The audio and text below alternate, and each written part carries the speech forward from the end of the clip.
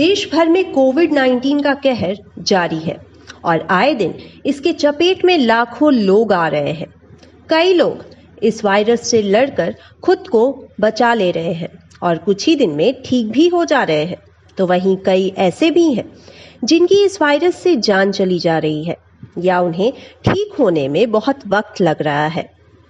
जो लोग वर्किंग है उन्हें अपने काम से छुट्टी लेकर घर पर प्रॉपर रेस्ट लेना पड़ रहा है और अपना ध्यान रखना पड़ रहा है। ऐसे में काम पर भी प्रभाव पड़ रहा है और जो बीमार है उन्हें भी कई बार वापस से काम शुरू करने में कुछ दिक्कतें उठाने पड़ रही हैं। हाल ही में एक वीडियो बहुत ही वायरल हुआ था जिसमें एक बैंक कर्मी ऑक्सीजन सिलेंडर के साथ ही बैंक पहुंच गया था और खूब हंगामा भी हुआ था। बैंक कर्मी का कहना था कि उन्हें काम पर वापस आने के लिए टॉर्चर किया जा रहा था। हालांकि इस पर बैंक अधिकारी राजेश अरोड़ा का कहना कुछ और ही है। कोरोना संक्रमण से रिकवर कर रहे एक बैंक कर्मी अरविंद कुमार की छुट्टी कथित तौर पर मंजूर नहीं हुई तो वह ऑक्सीजन सिलेंडर लगाए ही ब्रांच पहुंच गए। मामला बोकारो के सेक्टर 4 स्थित पंजाब नेशनल बैंक की ब्रांच का है। हालांकि बैंक का कहना है कि अरविंद कुमार के खिलाफ विभागीय जांच चल रही है और लोन अकाउंट एनपीए होने के मामले में रिकवरी की कार्यवाही बंद करवाने के लिए उन्होंने यह ड्रामा किया है। बैंक ने अपने बयान में कहा है कि यह कहना गलत है कि कोविड से रिकवर होने के दौरान उन्हें ऑफिस आने के लिए बाध्य किया गया। अरविंद ऑक्सीजन सिलेंडर लगाए अपनी पत्नी और बेटे के साथ मंगलवार को ब्रांच पहुंचे थे। उनके परिवार ने इसका वीडियो बनाया और ऑनलाइन पोस्ट कर दिया। इसके बाद यह वीडियो वायरल होने लगा। अरविंद वीडियो में ऑक्सीजन सिलेंडर लगाए हुए बैंक की शाखा में जाते दिखाई दे रहे हैं। सीढ़ियों से होते हुए वह एक अधिकारी के केबिन तक पहुंचते हैं जहां उनके परिवार और बैंक अधिकारी के बीच तीखी बहस होती है। वीडियो के अंत में वह मैनेजर से पूछते हैं कि उन्हें प्रताड़ित क्यों किया जा रहा है। वह कहते हैं कि मैं बीमार हूं और मेरी हालत गंभीर है। अरविंद कहते हैं डॉक्टरों ने कहा है कि मुझे रिकवर होने में कम से कम 3 महीने लगेंगे क्योंकि संक्रमण फेफड़ों में फैल चुका है। उन्होंने बैंक से वेतन भुगतान करने की मांग भी की। आरोप है कि उनका भुगतान रोक लिया गया है। परिवार के एक सदस्य ने कहा कि बैंक अधिकारियों ने उनकी छुट्टी मंजूर नहीं की तो उन्होंने इस्तीफा दे दिया, लेकिन इसे भी स्वीकार नहीं किया गया। अब वे वेतन काटने की धमकी दे रहे हैं, जिसकी वजह से उन्हें ऑक्सीजन सपोर्ट पर काम पर आने के लिए मजबूर होना पड़ा। इसके बाद अरविंद से घर वापस जाने के लिए कहा गया। 3 महीना लगेगा तब हम कहां से करवा ले फ्लो। आराम हो गया, लंग इन्फेक्शन नहीं फ्लो हो रहा ब्लड के लोअर पार्ट में। ठीक है, थोड़ा देर खड़ा हो लेते, मान लीजिए बाथरूम गए पेशाब गए, थोड़ा देर खड़ा हो लिए 10 मिनट। ठीक है, नहीं हो सकते।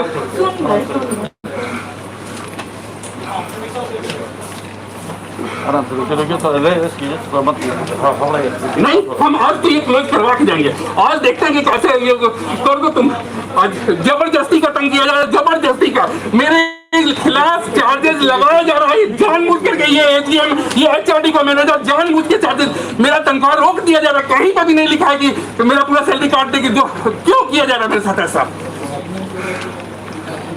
क्यों किया जा रहा है मेरे साथ ऐसा? आराम से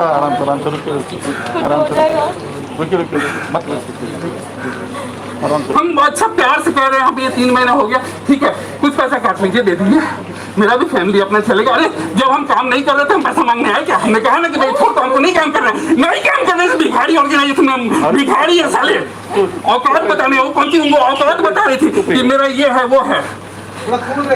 आराम से होगा, लेकिन आप थोड़ा कूल रहिए। ठीक है, क्यों हमको तंग किया जा रहा है? हमको क्यों तंग किया जा रहा है? खत्म करें चार्जेस। हमने कहा दिया ना कि भाई गलत है मेरे ऊपर। अगर हम रिजाइन मेरा एक्सेप्ट होता ये चार्ज नहीं लगता। वहीं पीएनबी ने अपने बयान में कहा है अरविंद ने ये ड्रामा अपने खिलाफ जांच रुकवाने और एनपीए लोन अकाउंट्स की रिकवरी की कार्यवाही रुकवाने के लिए किया। इसमें यह भी दावा किया गया है कि अरविंद मैनेजर के पद पर है और उन्होंने इस्तीफा दिया था, लेकिन विभागीय जांच जारी होने की वजह से उसे स्वीकार नहीं किया गया। इसके अलावा अरविंद बिना पूर्व अनुमति के 2 साल से अधिक समय तक बैंक से अनुपस्थित रहे हैं। सबसे पहले तो मैं ये बताना चाहूंगा, ये मिस्टर अरविंद कुमार जो हैं ये हमारे वसूली केंद्र में स्थापित हैं। यहाँ पे इनकी नियुक्ति हुई है और ये क्योंकि हमारी सर्कल ऑफिस बिल्डिंग में ही है इनका जो ऑफिस है।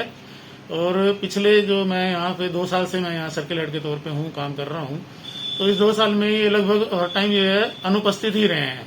पीछे इन्होंने मतलब करीब जितनी इनकी सर्विस है उसमें ये 2.5 साल ये बिना कारण बताए बैंक से अनुपस्थित रहे हैं, बिना अपना उसके।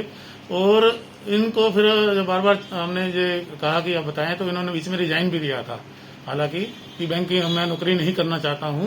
तो जब हमने इसका रिजाइन आया तो उसके बाद बैंक ने इसका रिजाइन एक्सेप्ट नहीं किया, क्योंकि इन्होंने बहुत मात्रा में लोन लिए हुए थे और सारे लोन जो इनके हैं वो एनपीए में चले गए, खुद के स्टाफ होने के नाते भी। और उसके बाद इनके ऊपर जो है ये इन्होंने ज्वाइन करने के बाद बैंक ने इनको चार्जशीट सर्व किया था। ये चार्जशीट में इनका इंक्वायरी चल रहा है। तो इंक्वायरी के तहत इनके जो समय समय पर इनकी इंक्वायरी की डेट्स पे जो इन्वेस्टिगेशन है वो चल रही है। और फिलहाल ये पिछले 27 अप्रैल से लगातार फिर बैंक से अनुपस्थित थे। बीच में 2-3 महीने के लिए आए थे और उसके बाद हम बीच में 1 दिन के लिए 6 मई को आए। उस दिन भी इन्होंने यहाँ पे आके बैंक में मेन स्विच ऑफ कर दिया और थोड़ा हल्ला गुल्ला किया कि मेरे पास सैलरी नहीं मिल रहा है मुझे, क्योंकि जब ये नहीं आ रहे थे तो नेचुरली स्वाभाविक है सैलरी नहीं मिलेगा। फिर भी हमने इनकी मानवता के आधार पर 50,000 रुपये एडवांस दिया, ताकि इस कोविड परिस्थितियों में इलाज के लिए और घर खर्चा चलाने के लिए इनको कुछ पैसे की आवश्यकता थी। हालांकि इनके सारे खाते एनपी हैं और अभी ये इनको हमने किसी काम के लिए नहीं बुलाया था, ना ही कोई निर्देश दिया और ना ही इन्होंने कभी बैंक को सूचित किया कि मुझे कोविड हुआ है या मैं कोविड से रिकवर हुआ हूँ। ये जो परसों घटना हुई 24 तारीख को, ये सडनली जो मैंने वीडियो देख के देखा, क्योंकि मैं तो अंदर ही था, तो उसमें क्या गया, इन्होंने अपने 2 बेटों को लेके और साथ में अपने वाइफ और 1-2 लोग और साथ थे। उनके हाथ में मोबाइल पहले से ही थे, स्टार्टिंग में से ही वो अपना वीडियो बना रहे थे। और इन्होंने यहाँ आते ही बैंक में काफी शाउटिंग करना शुरू कर दिया कि इस तरह से मुझे बैंक जो है टॉर्चर कर रहा है, या इस तरह की बातें करने लगे कि बैंक मेरे को पैसा नहीं दे रहा है, वो ये सब चीजें। और हालांकि बैंक का जो स्टाफ था बाहर पे, उन्होंने उनको पैसिफाई करने की कोशिश की कि भाई आप हमारी बात कीजिए, आप अंदर सर्किल हेड साहब बैठे हैं, उनसे बात कर लीजिए। पर वो बात करने को तैयार नहीं थे। उनका एक ही मुझे मकसद लग रहा है कि वो सिर्फ वहां पे अपना शूटिंग करने, अपना रिकॉर्डिंग करने के लिए, एक अपना बैंक पे प्रेशर डालने के लिए आए थे कि इस तरह से मेरा इंक्वायरी जो है वो बंद हो जाएगा और मेरे को जो है बैंक दबाव में आके सैलरी देना शुरू कर देगा। कितने का गबन का आरोप है, कितने की चार्जशीट इनके ऊपर सुनने में आया? नहीं, गबन का ऐसा कोई चार्ज नहीं है इनके ऊपर। ये मेन यही था कि इन्हें बिना सूचना के बैंक से जो है अनुपस्थित रहे और इनका जो अकाउंट है वो सारे एनपीए में चले हुए हैं। तो मेन जो इसका चार्ज है वो यही पे है इनके ऊपर। तो इन्होंने अपना जो है पूरा ब्यौरा भी बैंक को नहीं दिया है कि मेरे पास क्या एसेट्स हैं, क्या लाइबिलिटीज हैं, जो कि हर ऑफिसर को देना अनिवार्य है।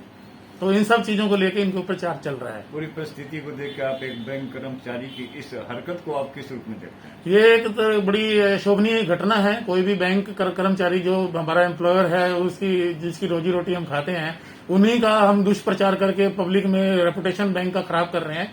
ये कोई अच्छी बात नहीं है। और ये इन सब चीजों से हमें जो है ये होता है कि हमें जो है अपना लॉयल रहना चाहिए एम्प्लॉयर के प्रति। और बैंक ने कोई भी इनके खिलाफ कोई गलत काम नहीं किया है, ना ही इस तरह का कोई इनको हमने जबरदस्ती काम पे बुलाया है। ऐसा कोई किसी भी लेवल पे हमारी तरफ से नहीं हुआ कि हम इस कोविड में किसी को अगर है भी कोई प्रॉब्लम, हेल्थ प्रॉब्लम है, तो हम उसको जबरदस्ती बैंक में बुलाएंगे। ऐसा कोई निर्देश हमारे को बैंक की तरफ से भी नहीं है और हमारी तरफ से भी नहीं है।